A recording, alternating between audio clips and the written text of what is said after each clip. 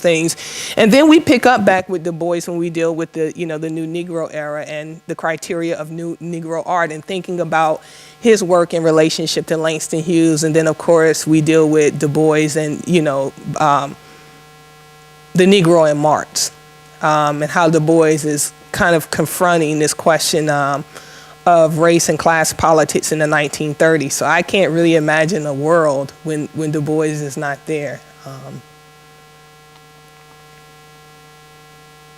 Yes? I'm through all with the poem,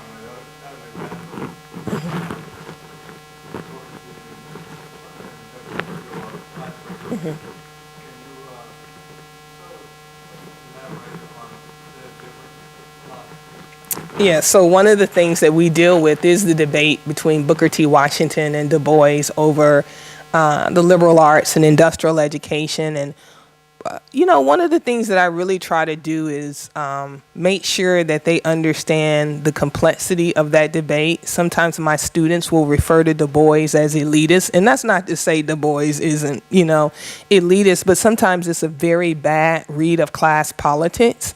So, we talk about labor unions and trade union politics, and because if you really read Washington's the Atlanta Compromise, there is some really conservative stuff in there in terms of how he approaches labor unions. Cast Down Your Buckets, which is in 1895, it is a moment of great labor rebellion. You have labor rebellion in the North, you have the Knights of Labor, even in the South in places like Richmond in the 1880s. And so Washington is also making, in some ways, this concession to the white capitalist class. And so we attempt to sort of, deal with those debates, how Du Bois saw the talented 10th, how he thought about the role of education, but also how he criticized Washington on the basis of ideas, but also in terms of the Tuskegee machine and what he viewed as the silencing of opposition. And so we talk about all of those things, but it's a difficult conversation in the state of Virginia, where, of course, Booker T. Washington was born in Hardy, Virginia, and since they were students and, kids, they learned stories of him walking from Hardy, Virginia to Hampton. So how dare you say something about, Booker T. Washington? But it's a really robust conversation. But one of the things that I also try to do is put them in conversation with other African-American intellectuals and organizations. So we deal actually with Ida B. Wells before we get into those two figures, so that they can understand the complexity of African-American intellectual thought and politics. But I allow the students to draw their own conclusion as long as it's informed. Yeah. Mm-hmm.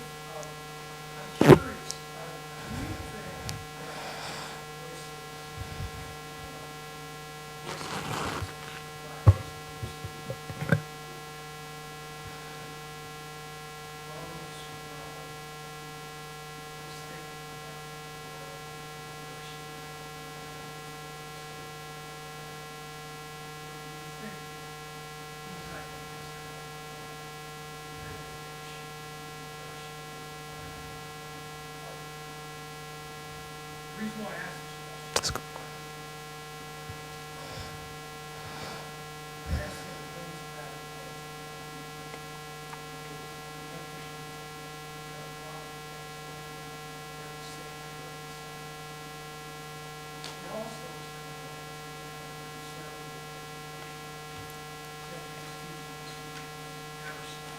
Mm-hmm.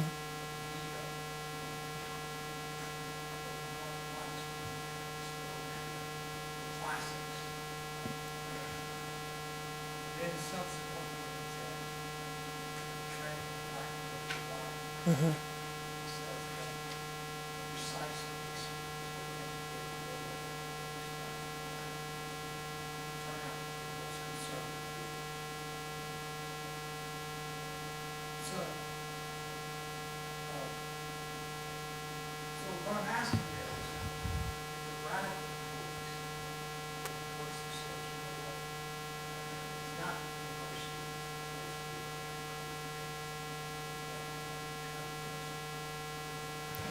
I think it's a little bit of both. I think Du Bois is idealism, and he always said, you know, I went to Harvard, but I was not of Harvard. He was of Fisk University. He was of Fisk Institute. And that place had a profound impact on his life in every sense of the term. I mean, you could just feel the excitement when he talked about Fisk. It's the same excitement I have when I talk about Temple and being at Temple in the 1990s and being in Black Studies and going there on a basketball scholarship. But, you know, good folks like Greg Carr and Mario Beatty and Valethia Watkins saying, you know, you're a little more than that. And so my idealism about what I want to be to my students, I think, is very much, and sometimes problematically, shaped by that experience. So I think his theory of education, his philosophy of education, is shaped by Fisk. It's also shaped by them Black people in Great Barrington who raised money for him to be able to go there. You know, and so on that level it's there. But there are always, I think, these tensions and these contradictions. I mean, and also I think a radical play with form. I mean, all of the chapters open with the spirituals. You know, so I would say his philosophy of education is shaped by that. His philosophy of education is shaped by his encounters with Josie. You know, when he says, what does progress mean when Josie sleeps? So you're right, because he's concerned about what the universities are becoming in terms of New South politics and New South ideology. And where I think that's important for our moment, in a moment where people are having a conversation about, we have to think about Black study outside of the academy. There's no thinking about the survival of Black life in Charlottesville outside of the University of Virginia. The University of Virginia could have said BS to free speech, BS to free assembly, and August 11th and 12th wouldn't have happened. We can't, you know, the university is not something we can step out of and say, well, you know, it is integrated into the very political, institutional, and economic fabric. It is, universities set wage scales, they set housing patterns, they set urban policy.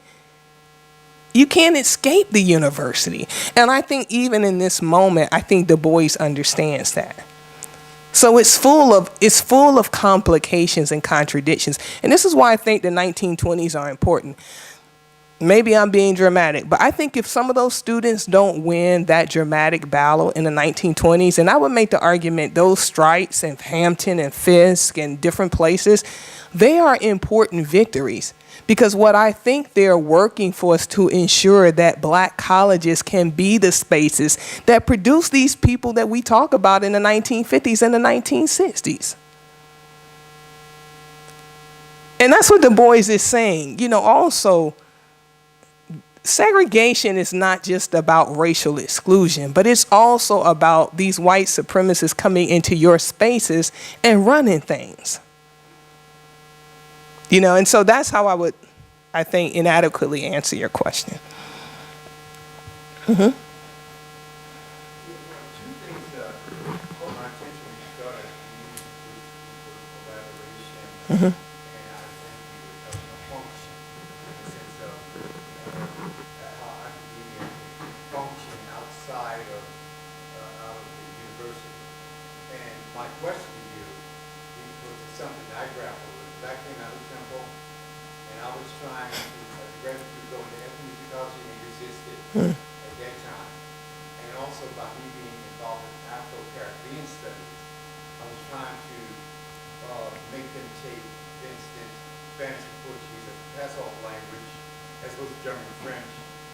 And I was caught in between, I went to molecular science, I went to different people and said, why aren't all of you connected? And then my research was focusing on dance department, even though they say Bois College of Music and Dance, they're not connected. And my question to you is, you having that understanding of that and understanding Temple, what strategies would you suggest to encouraging people to collaborate with these departments? Because I'm connected with the Office of Alumni with Temple now, and they're asking me, can I come in and talk about bringing dance, music, African Americans, that department, and the Spanish and Portuguese department together to deal with these Afro-Caribbean studies. Do you have any strategies that you, or advice advice that you give anybody's interested in something? Yeah, so thank you for the question. When I'm thinking about collaboration, it's a lifeline for me. You know, I remember when you came to Notre Dame. And because when I was at Notre Dame, there were only 6 black faculty members at the entire university. So, you know, like that chapter of the coming of John, you know, when John gonna get here? When you and Devarian came, that made a world of difference. And people like Michelle, I mean, that meant a lot for me because I had all of these insecurities about being in this space where I'm doing the work. But in my mind, and I shouldn't probably be saying this is when it, you know, it's being recorded, but in my mind, there was like a group of hardcore, serious people who actually did the reading, that was working with people like Robin Kelly and Elsa Barkley Brown. And I had these, and they was just, when I was going to get on the market, I wasn't going to have a chance. Because I saw the ways in which I had colleagues who didn't do the reading, particularly when it was black authors. And so that meant a lot to me. And so for me, collaboration is about how do you maximize your human potential. But understanding that with the prerogatives of the university, I do interdisciplinary work. I've done 7 short films. But I still got to explain sometime to the university why the memory on my computer I don't have enough. Like just simple things like that, even when they are talking about interdisciplinarity. You know, so I always say like my computer ain't interdisciplinary. You know, give me or give me another computer. No, I'm not really joking. But you have to understand that sometimes you have to take steps of faith and do the work with people who are also wanting to do that collaborative work, even if it won't get rewarded or recognized by the university. Du Bois didn't have a lot of money, but they produced 14 sociological studies in Atlanta. With less money than sometimes we spend as units on wine and cheese. But there's a desire. There was a desire to do the work, to build intercollegiately. So for me, when I go to Kevin and I say, I have these ideas, he's watching me in the interest, let's do this. And it's like, as a filmmaker, you can't wait for somebody to give you approval to do the work. So you do the work. And I don't want to romanticize this because I know there are real barriers, but I think part of being, to me, in Black studies is thinking outside the box. But I think as we become more institutionalized in the ways and the rhythms of the university, I think in some ways we lose that kind of that dependence and that let's just go and let's just do it that we maybe had 30 or 40 years ago. So, you know, I'm also shaped by those revolutionary dreams of starting our own bookstore, starting our own school. That was, you know, that I sort of entertained at Temple. And so once I got at UVA, it was about continuing that. But I think you have to have hardcore conversations. I think if you find 1 or 2 people that you can build with, and sometimes you have to build across institutions, I think you have to do that work. Yeah.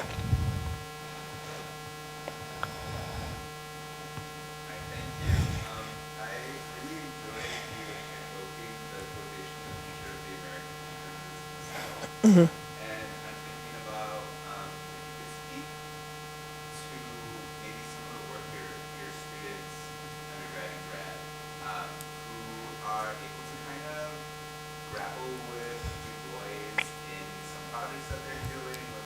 What have been some of the most interesting kind of collaborations between what they're interested in and the kind of frameworks that you're given them in the classroom?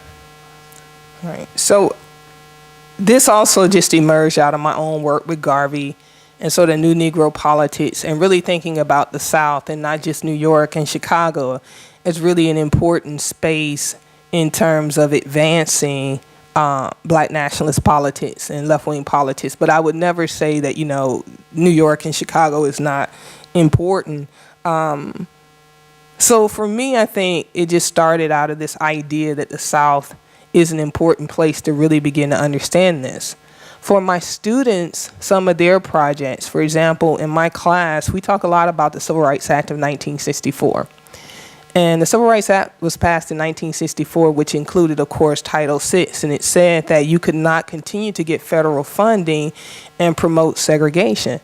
Well, in the state of Virginia, because the Civil Rights Act also said that black colleges cannot bear the burden of desegregation. Their plan isn't accepted until 1982. Most states in the South didn't bother to even submit a plan to the Health, Education, and Welfare Department until 1969, when NAACP threatens to sue. So for me and for my students, the South and institutions of higher education in the South become important spaces to really talk about, when was the civil rights movement really over? And so those are some of the projects that we do.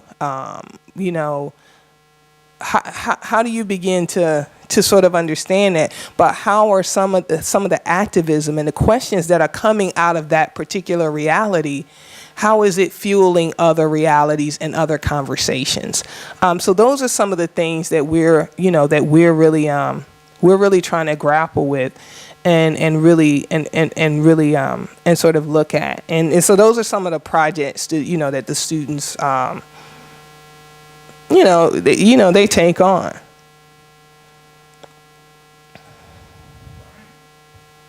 Thanks.